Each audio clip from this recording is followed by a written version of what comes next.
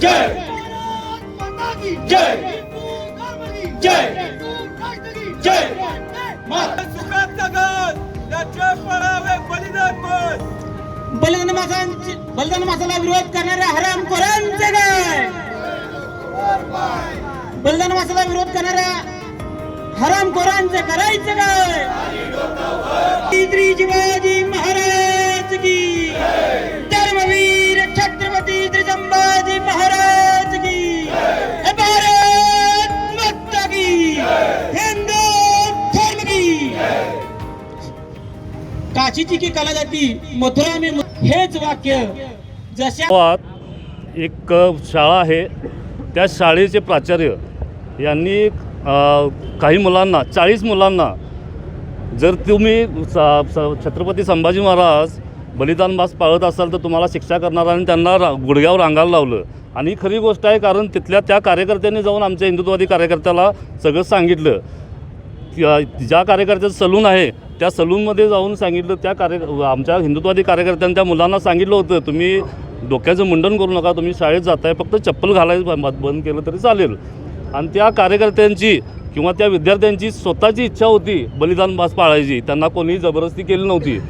हे खरं प्रकरण आहे. आणि ज्या वेळेला हिंदुत्ववादी कार्यकर्त्यांनी विश्व हिंदू परिषदेचे जिल्हाध्यक्ष कुंदन पाटील यांना ही माहिती दिली.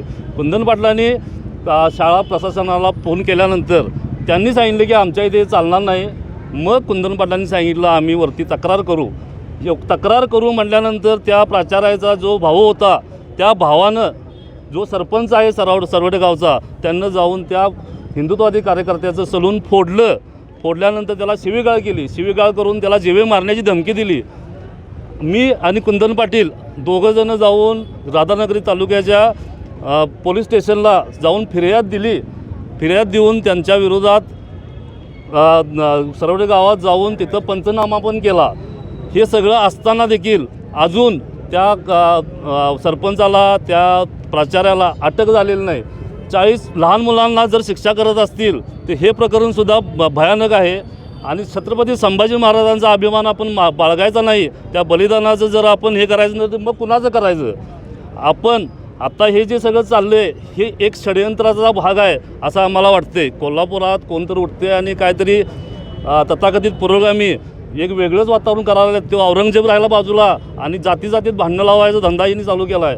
आम्ही हे षडयंत्र मोडून काढू, पहिली गोष्ट. दुसरी गोष्ट, छावासारखा जो एक सिनेमा आला आहे तर ह्यांच्या बुडाला आग लागली. इथून पुढं हाच इतिहास आम्ही पुढं करू. आणि प्रत्येक तरुणाला आमचं आव्हान आहे, खरा इतिहास त्यांनी वाचावा, खरा इतिहास त्यांनी पडताळावा आणि ह्या जातीयवादी करणाऱ्या बांडगुळांना कोल्हापुरातून हाकलून काढावं. आम्ही अजून आव्हान करतो आहे की कोल्हापूर हे हिंदुत्ववादी आहे. इथं तथा पुरोगामी ही शिवी म्हणून वापरली जायला नको. पुरोगामी हा शब्द जरी चांगला असला तरी ह्या लोकांनी ह्या पुरोगामी शब्दाची वाट लावून टाकले.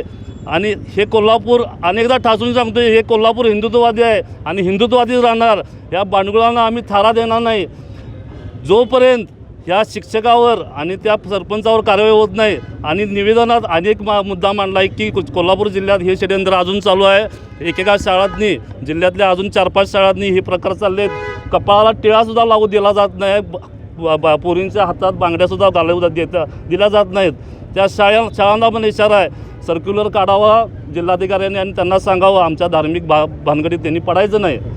आता रमजानचा महिनासुद्धा चालू आहे, त्यांच्या मुलांचे रोजे चालू आहेत. आम्हाला त्यांचा काही विरोध करायचा नाही.